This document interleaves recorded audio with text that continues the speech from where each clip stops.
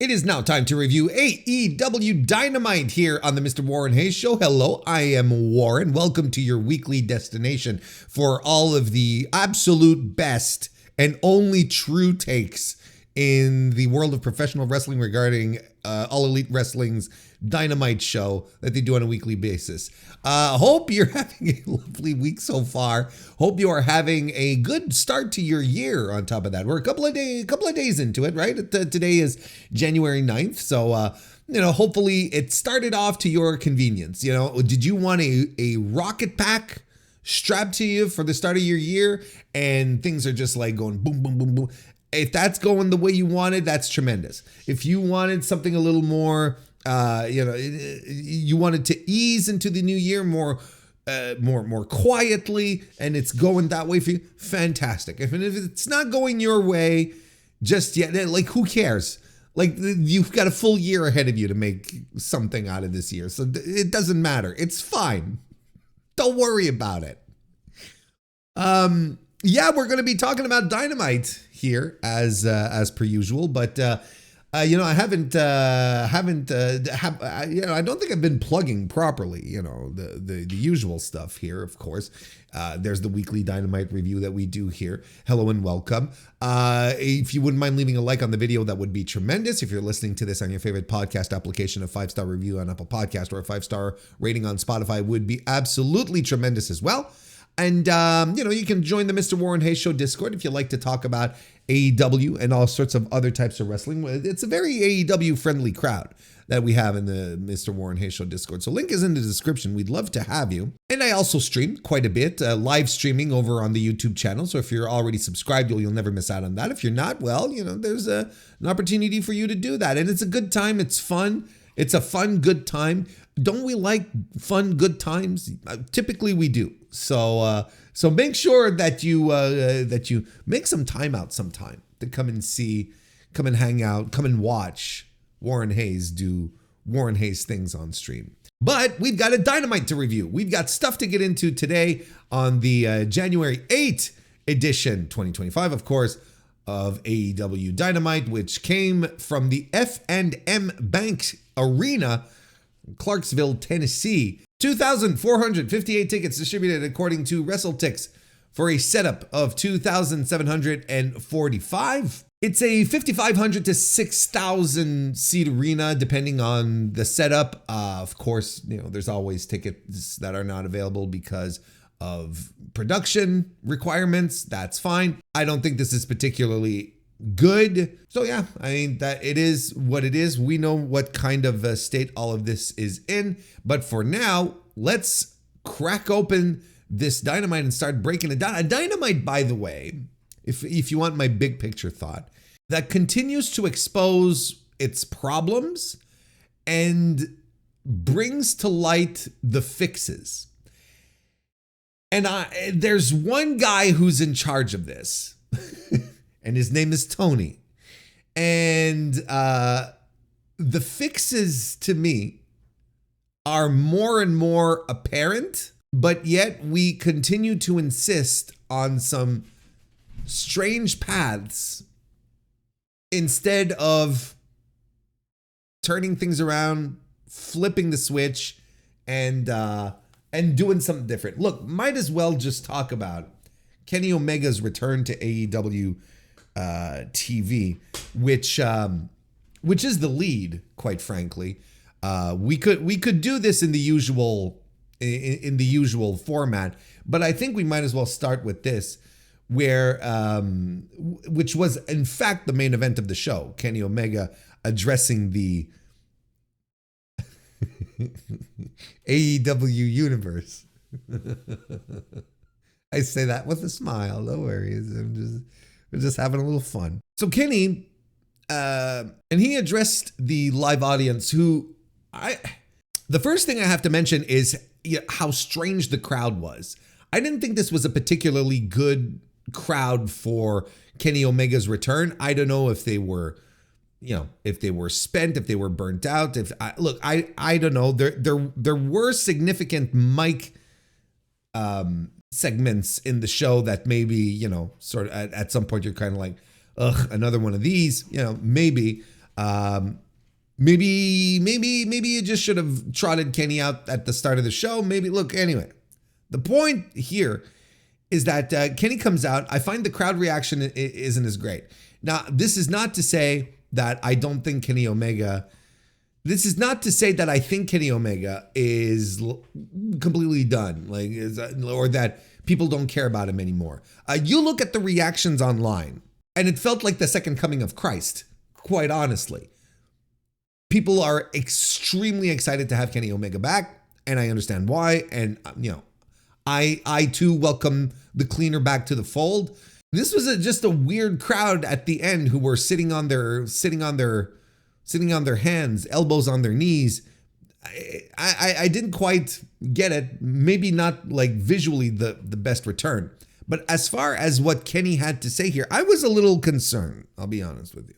I was a little concerned when Kenny came out, because as much as I love Kenny Omega, just like anyone else, I feel, well, it doesn't matter anyone else, you know what I mean. I love Kenny Omega as much as the next person, but the idea sometimes is that Kenny Omega gets a microphone and he's got like this quirky oddball energy, right? And I'm sure you know exactly what I mean. Sometimes he cuts promos and, he's very wink, wink, nudge, nudge. He's low energy, but not in a way that's just like, oh, he's like completely disconnected. It's just like, no, he's casual. Kenny always comes across as a chill dude, and I'm like, I'm worried that this is the Kenny Omega we're going to get, because this is not the Kenny Omega that this situation warrants. This Kenny Omega that we should get should be fired up, should be excited, should be rallying the troops, right? We need a figurehead Kenny Omega, and thankfully that's what we got. We got a focused Kenny Omega who started off his promo with a very personal recounting of his past year, and then built into something a little more fiery, a little more intense, where he's talking about not being concerned about money, power, revenge, basically saying, I am not a heel. I'm not coming back, as, the dipshit world champion character. I'm coming in to show off, to prove that I'm still, one of the best in the world, if not the greatest, right? And then that leads to Kyle Fletcher, Brian Cage, Lance Archer attacking him, and Will Ospreay coming in for the save, which then leads to a stare down between Ospreay and Omega. Ospreay's got the chair in his hand. He's ready to swing it at Kenny. They've got a little bit of a history, but it'll be fun to revisit. It's been a while since we've had, the Kenny Ospreay matches, and look, at the very least, you feel like they're going to. This will probably be a jumping off point between the two, which is eventually going. But in the meantime, we're going to get the Don Callis family that is going to serve as a foil to unite the two in a concerted effort, or so to speak. And that leads us to next week. Kenny Omega having his first return match on AEW against Brian Cage, which I'm excited for because Brian Cage gives maximum effort. I'm a Brian Cage guy. I've always liked Brian Cage. This is going to be just a sneaky good match. And, Brian Cage tweeted something to the effect of, when I signed 5 years ago, this was the match I wanted, kind of thing, he's going to be into this, right? There's a very weird perception sometimes about Brian Cage amongst internet fans that I don't understand. If there's something about him that people don't like, I don't remember what it is, so it's probably really insignificant, or I just don't get it. which is possible. There's sometimes the fans will turn on someone. I'm like, why? What happened? What's going on? Did they kill their dog? What happened? But in this case, Brian Cage is tremendous, and it has all the makings of a sneaky good match. So I'm looking forward to it. I think it's a good little return match for Kenny. Now when I was talking just a few minutes ago about the apparent fixes and the issues, right? One of the apparent fixes is, Kenny Omega and Will Ospreay, right? Especially when they're standing face to face. When you look at these guys and you're like, look, and the reaction this got, the crowd did get invested into this. Don't get me wrong. Like, I'm not saying like they were dead throughout all of this, but they did get invested. And when they get invested at the idea of Will Ospreay and Kenny Omega standing face to face, as a lot of us have been pointing out for a while now, these are the hottest dudes in your company. Like, these are your top guys. What are we doing messing around with Jon Moxley, the world champion, doing whatever it is they're having him do, fighting Adam Copeland, in a feud with Adam Copeland that legitimately interests a small percentage of people, as opposed to Kenny Omega and Will Ospreay, who every time get some of the biggest reactions of the night, fire up the crowd, and, especially in Ospreay's case, usually the match of the night. So why are we still noodling around the world championship with these people, right?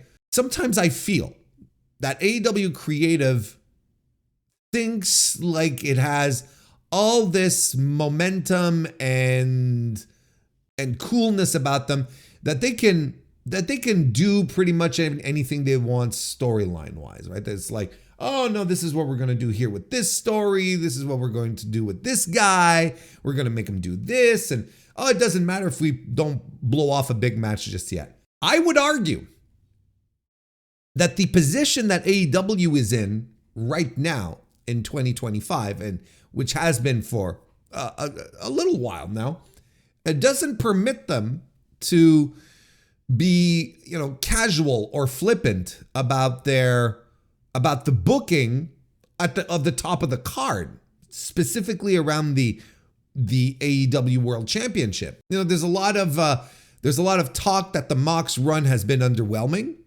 and I kind of agree. But I don't think this is really all that John's doing. Like, I'm not ready to throw Moxley or anyone else in that group under the bus, send them to the gallows, toss them to the guillotine.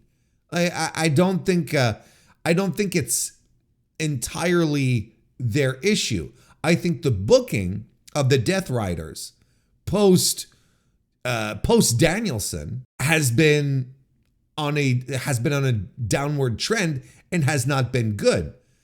And I think the reason why is because John is not getting legitimate top guys to sink his teeth into and give us something to give us something to latch onto as well. Like, why aren't we getting Mox versus Will Ospreay? Why didn't Kenny Omega come out and say, Jon Moxley, I'm coming for you and I'm coming for you now? Why are we taking such a long path for MJF to become a challenger? Why isn't Swerve coming after him as well? We had Adam Page, which I think is another guy that the crowd buys into as a top guy, but he was stuffed into a four-way. No disrespect. Why are we getting Jay White? Why are we getting Orange Cassidy? And to a degree, I understood the Orange Cassidy being like the first feud out the gate for Mox, where you're like, okay, that's a good first feud. They have history. They have history. Orange Cassidy, has credibility with the fans, being a fan favorite. But then it all turns into whatever they had to turn into, right? With, Orange Cassidy being reluctant and the whole storyline, of AEW standing up to the Death Riders, but then you have only the jabrones coming to the defense of AEW. And again, no disrespect to Mark Briscoe, no disrespect to Daniel Garcia, no disrespect to Darby Allin. I'm going to set Darby Allin aside a little bit here because I think he's a special case. I think I think that having the jabrones, having the job squad of AEW being the guys who stand up to, but no disrespect to the guys I just mentioned, they are great performers, but I don't think anyone perceives them as top guys. So you have all the mid-card guys coming after Jon Moxley and his group. So of course they're going to get the tar beat out of them. You have the Young Bucks who potentially could have stood up to them, but they're heels. They're hitting the bricks. FTR hasn't really felt important in a while now. So them standing up to the Death Riders is logical. I think it's good, but these are guys that could have been there from the start at the same time. And all of the top stars, all of the top baby faces, like the real top baby faces of the company, are all hanging out on the sidelines in regards to this feud, or this storyline, I should say, which allegedly, as it is often said, is, ends with battles for the soul of AEW to redefine what AEW is. We're fighting for its very identity. Well, why aren't the baby faces coming out to stand up to Mox?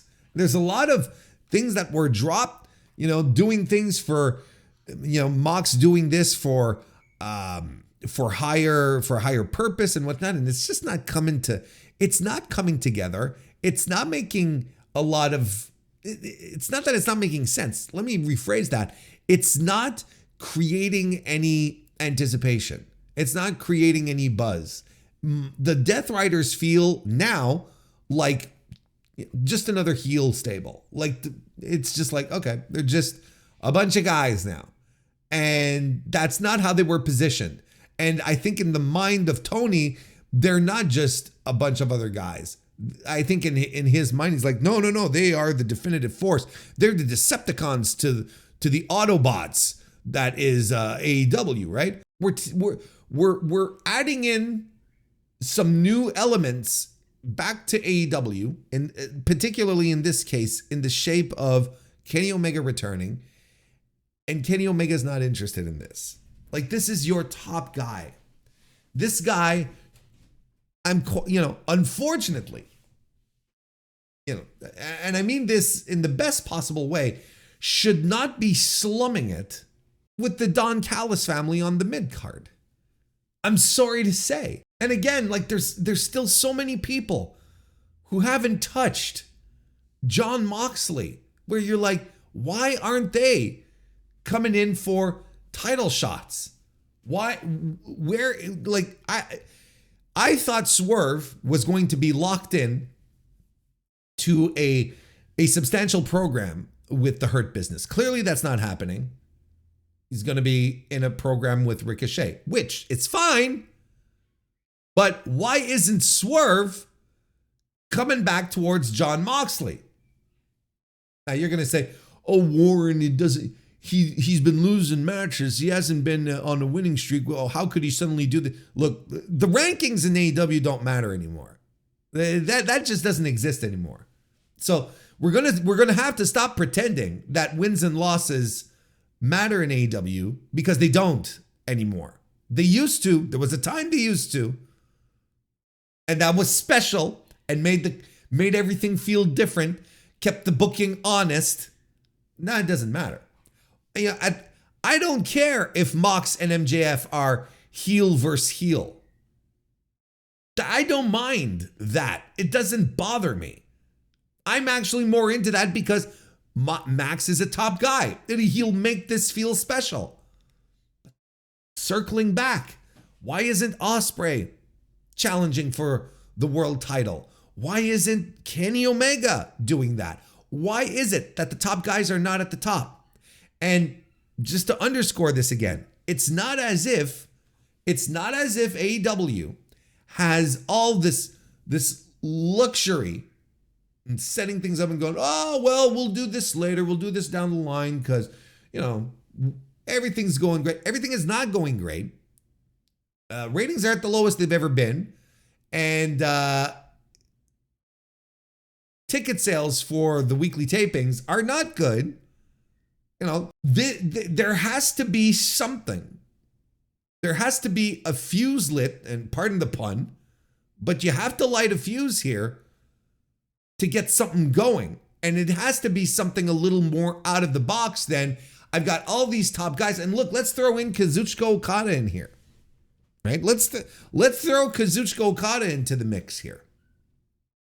You've got some of the best wrestlers in the world, guys who are credible, who are instant main eventers, who will deliver both in build and especially in match. Why is it that Jon Moxley is settling for, and I mean Jon Moxley, and I don't mean Jon Moxley specifically, I mean like in the story, right? Why is Jon Moxley settling for the chumps? And why is AEW okay with this? Why is AEW okay with, Adam Copeland, God bless his soul, whose work in AEW has surprised me, impressed me at times. A guy who I thought was going to be a disaster, who I didn't have, I didn't have much excitement in the idea of Adam Copeland joining AEW, but when he did and adapted, and I was like, okay, this is pretty cool. But I'm pretty sure at some point, I probably said something to the effect of, I'm okay with Adam Copeland. I just don't need him in my world championship.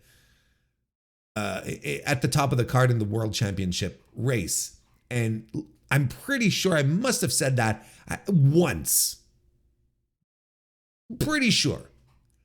And look at where we are here. We're with Adam Copeland challenging Jon Moxley in a feud that doesn't seem to interest most fans. I don't see buzz around this. Look, if they want to deliver this and drop it as a TV feud, I'm okay with this because, the show, the next pay-per-view, Revolution, it's in a month. It's in 2 months. A little less than 2 months. It's in March. So you could set up Jon Moxley to have, this little TV feud, but I don't know how they are going to sustain Jon Moxley versus Adam Copeland for 2 months for Revolution. Jon Moxley should be in the biggest, hottest matches in the company. And they're all going to be happening a little lower on the card. Where whatever spot Omega ends up in, whatever spot Ospreay ends up in, I would argue Swerve at the same time. He should be in one of the top matches because he's the world champion and because he's supposed to be this unstoppable, fearsome menace. Dictator John, like MJF calls him. I understand I understand the issue that Tony Khan has an embarrassment of riches when it comes to his roster. He legitimately has some of the absolute top tier best professional wrestlers in the entire world. So, ultimately you could be sitting around going, well, everything should be great because all we have here are great wrestlers. And that's kind of true. But I don't know why we're settling for I don't know why why the top guys aren't pushed to the top and aren't taking up these top spots. I don't know why Kazuchika Okada's floundering wherever he is now. We haven't seen him since the C2, right? He's not been around since the Continental Classic. I don't know what we're doing with Ospreay. You know, I think I kind of do. Like, we want to do the payoff to the Kyle Fletcher thing. You know, they're both 1-1. There's going to be a pay. But why isn't Kenny Omega coming in and just demanding the world title? Why isn't Tony Khan sitting down with everyone he set up plans with for the next few months, and, you know, sitting down with people he's promised stuff to and say, look, we don't have the luxury right now to go down this path. I need to pivot. I need to put my top guys on top. I'm sorry, Adam Copeland. I'm sorry, whoever the fuck else he's promised, whatever, right? Like Daniel Garcia right now is another example. This is a guy who could be elevated, but my fear, and the fear that a lot of people had, came true. Wins the title off of Jack Perry at the Full Gear show, and then nothing. Sure, Continental Classic, I thought he did good, but nothing that really stood out. I don't think it was an extraordinary revelatory series of performances from him. And I think this is a guy, Garcia is, I think this is a guy that people want to get behind. That people they're practically begging Tony Khan, give us a reason to cheer for this guy, to throw ourselves behind him. But Tony has other plans, you know, and his other plans include things that are not working. This Death Rider stuff in the form that it is right now, it is not even close to being as interesting as it was when it started. They're just another bunch of guys. Mox versus Adam Copeland. I don't see any buzz around this. And why would there be? Private Party. We're going to talk about Private Party in this review. But that's not working. Adam Cole and the Undisputed Kingdom. For some reason, we are continuing to push Adam Cole and this group when it is systematically one of the coldest things on the show. Jeff Jarrett. At least there was an interesting twist that happened, but I was not very excited at the prospect of Jeff Jarrett World Championship challenger. It doesn't speak to me. I like Jeff Jarrett. I like how AEW has handled Jeff Jarrett for the past couple of years, and I think that's why people really got behind him too. But no one ever saw him as a credible challenger, and I think that wasn't the point either. Now, because maybe it's his last year in wrestling, you know, whatever that means. We got to give him the old final push. But again, not quite sure these are the moves you should be doing. These are not the things that are getting people excited. So the return of Kenny Omega, I think, is a net positive for the company, because I legitimately see a lot of fans excited for his return.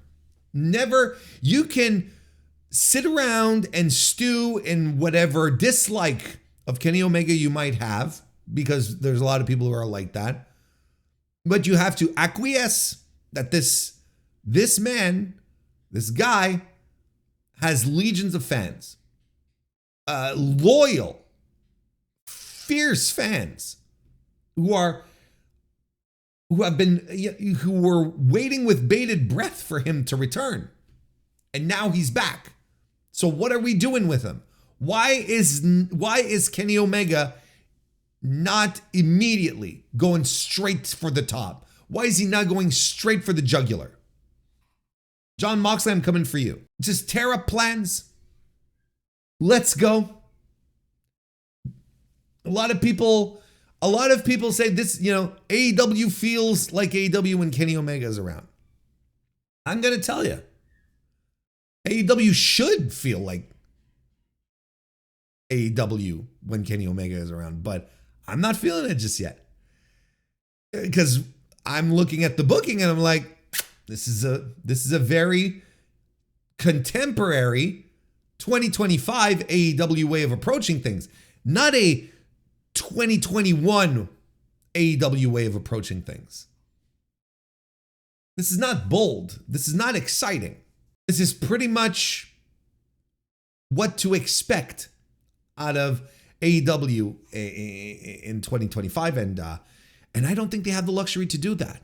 I don't think they have the luxury to sit on things and not do everything in their power to get hot. So I'm excited that I want to make things clear. I'm excited that Kenny Omega is back because I think his presence is 100% missed in this company. And I think it will make some folks realize that the excitement that came with AEW at the get-go, especially like when they brought in guys with like Chris Jericho at the start and Jon Moxley, the idea wasn't, oh, we're going to get WWE guys in a different environment.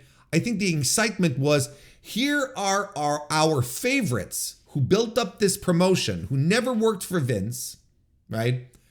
Who decided to do their own thing and create this national touring televised promotion. And we're getting guys from WWE to come and join us so we can create something new and exciting. Adam Copeland versus Jon Moxley does not resonate as new or exciting. And it does not resonate with what AEW used to be. So, circling back, bringing back Omega, and the Bucks will eventually be back on TV. These are all little things that will make this promotion feel like it used to. But the booking has to be there. The booking has to accompany this. And I can't stress this enough. Tear up the plans and put your current top guys, like the real top guy, the guys who get the crowd up on their feet every time and who deliver extraordinary matches, the guys who are truly over. Put those guys in the top spots. Stop fucking around. And I include Moxley in this. Don't get me wrong. But once things get hot, he'll get motivated and things will be really good. Ospreay, Omega, Swerve, MJF, Okada. There is no reason. Page, Hangman Adam Page. There is no reason that these guys should not be at the top of this card. Boy, we've been going on for quite a bit off of this segment. Went off on a lot of tangents, didn't I? Well, let's go back to the start of the card then. Will Ospreay defeated Buddy Matthews in a good match. I thought this was good. A lot of people hooting and hollering about it. I thought it was good. Very good, in fact. Didn't think it was like the greatest thing since sliced bread, but I liked it. Saw some good fire there from Buddy Matthews in this match. But of course, look, you're wrestling Will Ospreay. If you're having poor matches with Will Ospreay, that's a reflection on you, brother. I don't know what to tell you, but this was not the case. Great story, strong stuff. Not a super duper fan of the finish, but minor quibble. But the story really here is after the match, Will Ospreay gives Buddy Matthews the Josh Barnett special, where he finishes the match, grabs a microphone, and says, "You did good, kid. You were able to hang with me." Oh my god! I can get it if it's like Ospreay's talking to Nick Wayne, he just had a match with Hook. It's like, you can hang with one of the best in the world. You're doing good. Your trajectory is on the way up. Of course, I'm exaggerating a little bit, but very slightly. Basically, the intent here was basically to say, look, buddy, you're tremendous, and I know you've got some friends, but you can go off and do things without needing a leader or a tag team partner or whatever. You're great on your own, kind of thing. And I was like,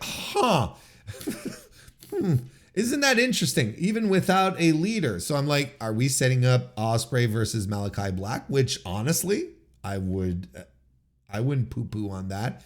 However, that seems unlikely because later on in the evening, Sean Ross Sapp was reporting that Malachi Black is either done or will be done with All Elite Wrestling. So this was them clearly setting up Buddy Matthews as a singles guy, right? And Buddy Matthews gave some comments backstage too that sort of supported that, where he's like, oh, I'm ready to fire up or whatever, the type of thing. And I'm like, interesting. And look, Buddy Matthews re-signed last year, late last year, right? With AEW, or was it it was either end of summer, fall, something like that. He re-signed with AEW, and I'm like, good for him. So clearly this is going to pay off for him in some way. Now, do I suddenly think that Buddy Matthews becomes one of the tippy top guys of the company? No, but you've got yourself a guy who can work the mid card in any spot and have great matches. I don't know. I don't know. This seems like a very positive outcome for me. And in regards to Malachi Black, well, listen, I think the ship sailed once the Codyverse came apart. Cody was obviously very, very high on Malachi Black and wanted tremendous things for him. But the boss had other ideas, and they did not involve Malachi Black, which is kind of a shame. I'm gonna tell you, it's kind of a shame because I personally have always kind of been a Tom and Aleister Black, Malachi Black fan. I've always enjoyed his work. There's a lot of reasons, we might get into them in another moment. It's today, right now is not the time. We're reviewing a show, but there's a combination of backstage issues and just performance, I guess, that kept them from really rising the ranks. And it's kind of a shame. It's kind of a shame because it's really a what if situation. I remember when Malachi Black joined AEW, and it was tremendous, right? Just beat the shit out of Cody and was fired up and fiery. And I don't know if it's a situation of, one of these situations, not unlike, at least one other guy that comes to mind, one of these WWE guys who comes into AEW and thinks he's going to own the place just because he worked for Vince. He worked for the big guys. And he thought he'd come into this promotion and, throw his weight around and get whatever he wanted. I don't know if that's the case. There's a lot of reports that seem to lean that way. But look, I think Malachi Black is one of the big what ifs. What if Cody had stuck around? What if the Codyverse had maintained? Anyway, that's the situation for now. And all signs point to Malachi Black being done with the company. Anyway, good match. Excited. I'm personally excited to see what's going to happen with Buddy Matthews. It's funny, that Will Ospreay called him Buddy Murphy. He corrected himself. Sorry, man. But because I was a big 205 Live watcher. I was into it, especially during the prime years. Buddy Murphy was a big part of that. I don't know. Call it maybe it is a little bit of nostalgia that is fueling that on my end. Maybe that's the nostalgia that fuels me in pro wrestling. Who knows? Private Party come out with some ladies, and they set up at the fake bar they have set up, and then they start cutting a promo.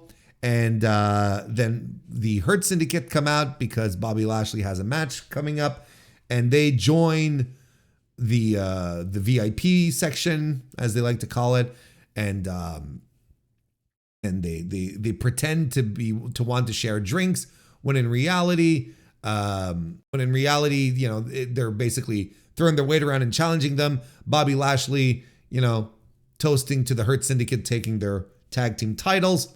And I could not be more excited for that. Let's have Bobby Lashley and Shelton Benjamin go out there and completely destroy these two fools. The Private Party does not work. It doesn't work. Okay? We're talking about things that, that don't connect, that don't have the vibe, that just are not connecting. This Private Party doesn't work. They come out to no reaction. People don't care. They're a couple of goofballs. And again, I can't underscore this enough. During their feud with the Bucks, it felt like they had taken a serious side where they were like, we're not going to do the shots thing anymore. We're not going to be goofballs. We're going to be serious. And I was like, okay, well, maybe there's something here. And then they have the great match with the Bucks, which of course, because it's the Young Bucks, and the Bucks want to put these guys over. So they do their best. But then there's nothing. There's nothing to these two guys. I don't know who sees what in this tag team, but they were fine going around eating L's right and left. It's fine. I think it's a good role for them because they are not good tag team champions. I think they're a couple of goofballs. Whatever they're doing isn't working. I cannot wait for the Hurt Business, for two credible, part-looking beasts to grab the titles away from Private Party and make them their own. The Private Party stuff is another thing that doesn't work here. And again, look, you want to have AEW feel like it used to? Bring back the tag team division with exciting, top-tier, hot tag teams, not these goofballs. Not this anymore. Bobby Lashley then goes to his match against Mark Briscoe and defeats him by referee's decision, who ended the match because Bobby Lashley had the Hurt Lock cinched in, and basically Mark Briscoe passed out in it. This was good. This was good. I enjoyed this. I didn't think it was bad at all. And per usual, Mark Briscoe working his ass off and making Bobby Lashley look great in the process. And that's what you want to do. And I'm all for the Hurt Business getting tag team gold. I think it's tremendous. Makes a lot of sense. I'm going to tell you, this is still nonetheless how I'd build this. I'd have Lance Archer and Brian Cage just, run through the entire division, destroying everyone in the process and destroying Private Party. And then you have the Hurt Business come after them. That's how I do this. And it'd probably be pretty tremendous, honestly, to have these big dudes in the ring. Come on, just think about it. Think about it for a second. That'd be tremendous. But I think we're going to jump to the Hurt Business thing immediately, because after the match, the Hurt Business go after Mark Briscoe, and Private Party come after them with chairs. So the Hurt Business relents. I don't know. Private Party is so corny. I got nothing. I've got nothing. I've got nothing for you. Yeah, let's move on. AEW World Title #1 Contendership Casino Gauntlet match. The winner, of course, going to face Jon Moxley in Cincinnati at Maximum Carnage next week. I think it's next week, right? It is next week. And it's Powerhouse Hobbs who's moving forward in this. I don't have many notes in regards to the match itself. I for one wasn't really into it. I didn't think it was all that interesting. And quite frankly, I think this is probably this is the worst singles gauntlet they've done. I think this is the worst singles gauntlet they've done. They did the tag team gauntlet, what was it, last August? And that was kind of a mess and was not very good.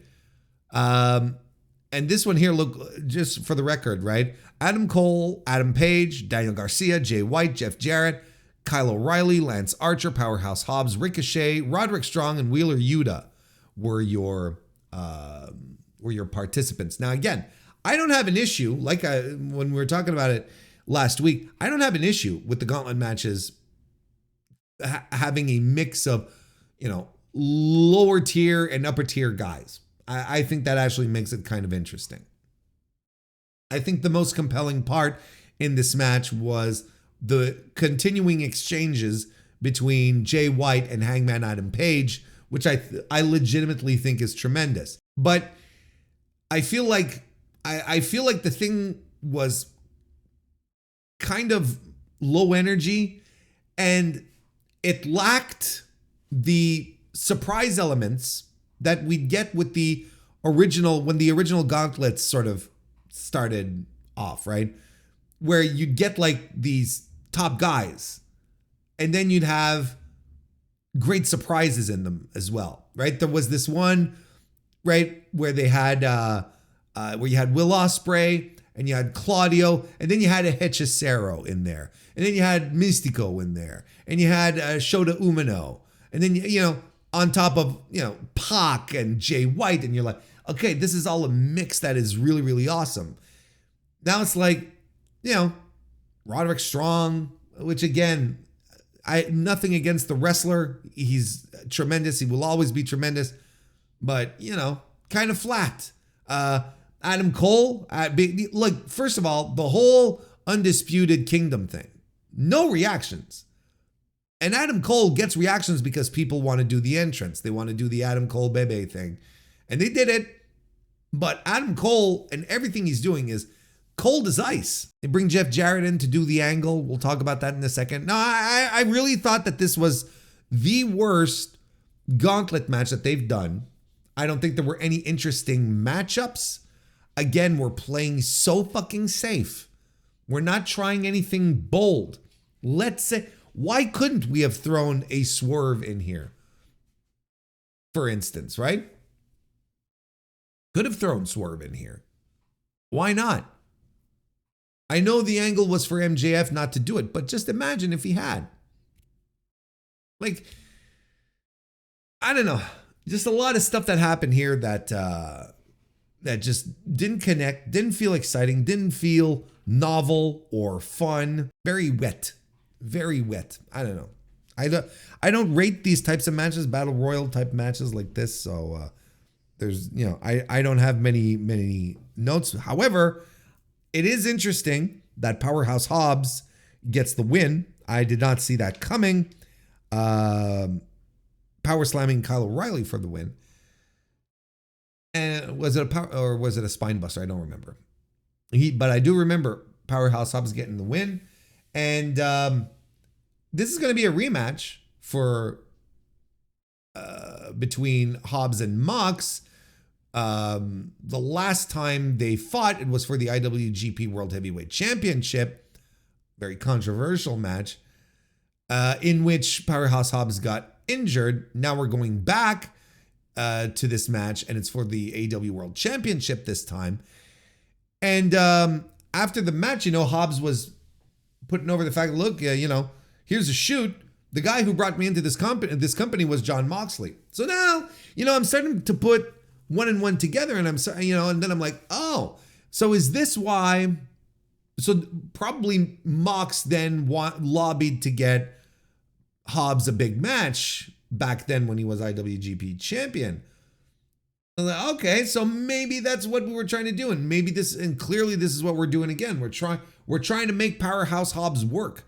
And again, Hobbs is a guy that I think you don't overthink it. Like he's a brute, and he should come in and brutalize people. I think Tony Khan has trouble booking big men. I don't know if it's because he doesn't like big guys, because he's more into the slender, more smaller guys, PWG style. But if this was, you'd think Mid-South Tony would know how to book some big dudes together. I'm just saying. So Jeff Jarrett has his segment coming up next, because he basically never made it to the Gauntlet match because Wheeler Yuta played defense and pushed him all the way backstage, basically brawling, walking brawling with Jarrett.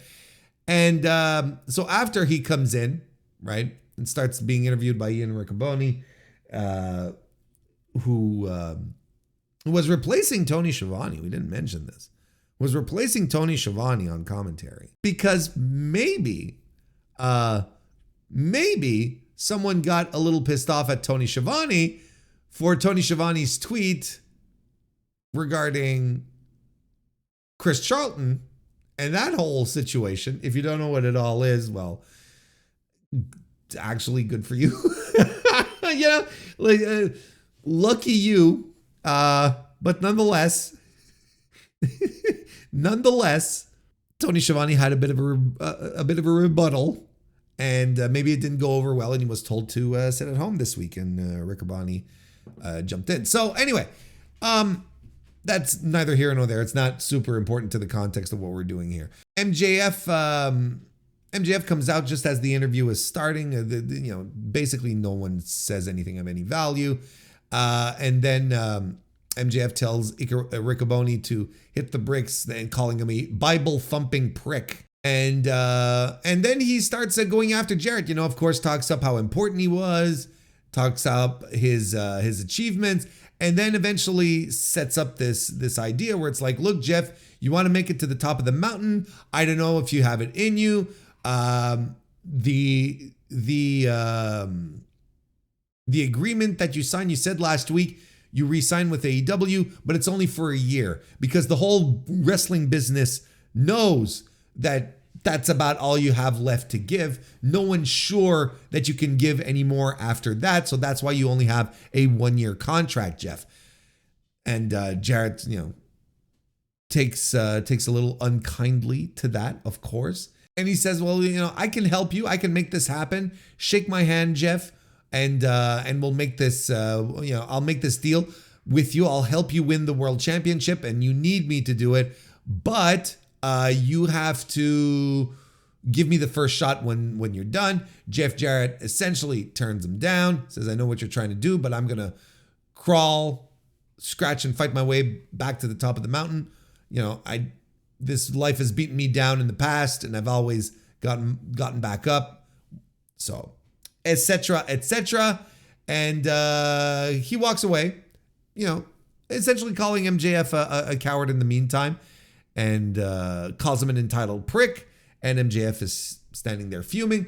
And quite frankly, if this is the direction we're taking, where MJF gets to ruin Jeff Jarrett's plans at being a world champion, I'm 100% for this.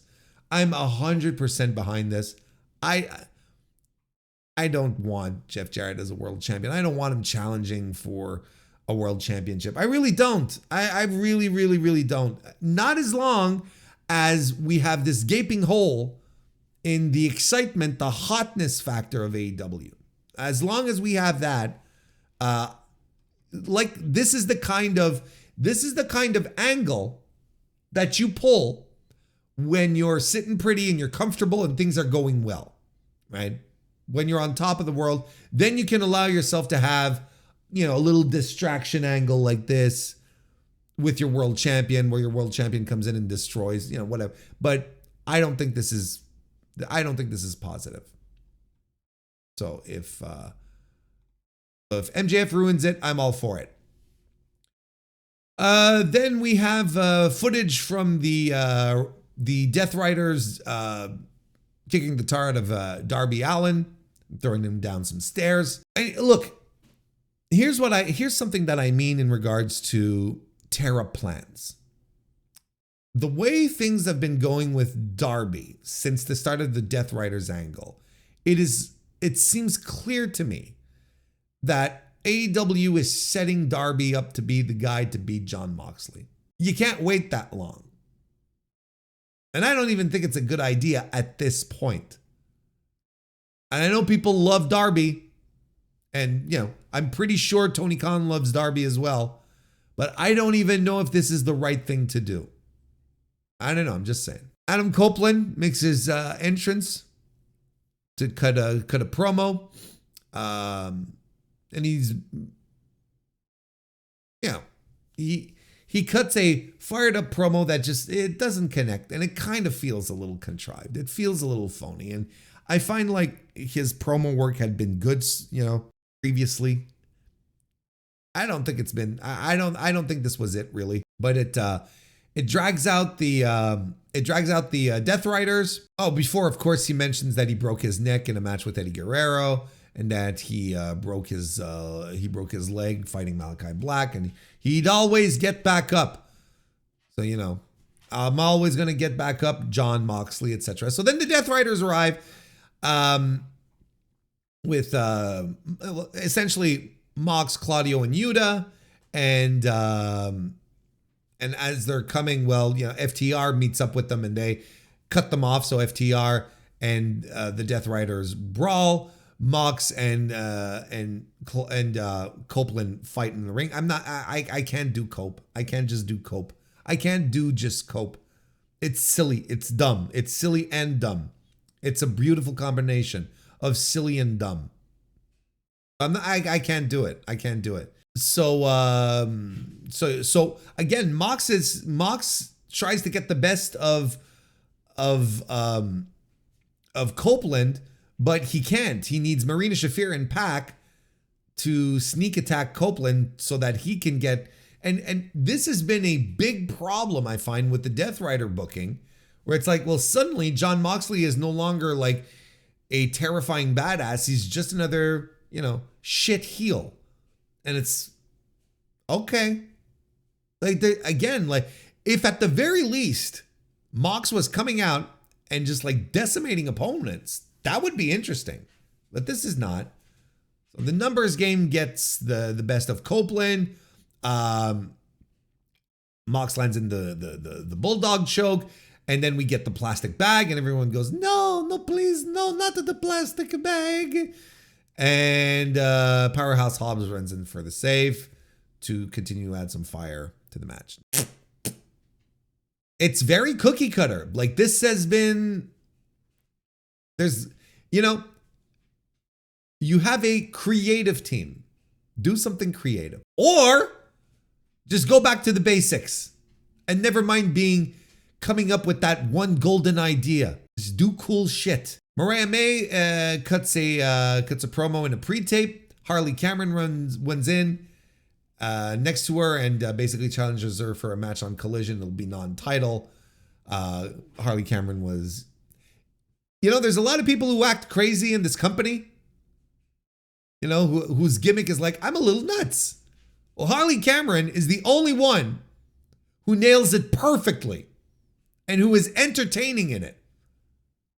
I like Harley Cameron. Then we had the number one spot three-way match for the Casino Gauntlet, the women's Casino Gauntlet, which is happening next week. And Kris Statlander defeated Toni Storm and Willow Nightingale in a match that a lot of people figured that Toni Storm was going to win, but no.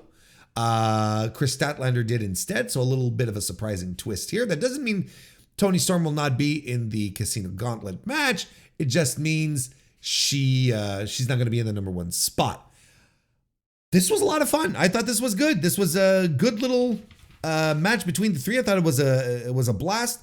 Surprising finish. Great stuff all around. But of course, you have like arguably the top three women wrestlers in your entire division who are going at it. I mean, the bar is really good, right? That's the bar. So they delivered. I mean, it was a good match, and it was a good match to end up the action part of the show. So there you have it. And then after the match, Renee Paquette is with Toni backstage, and of course, well, she's crazy too. She has amnesia.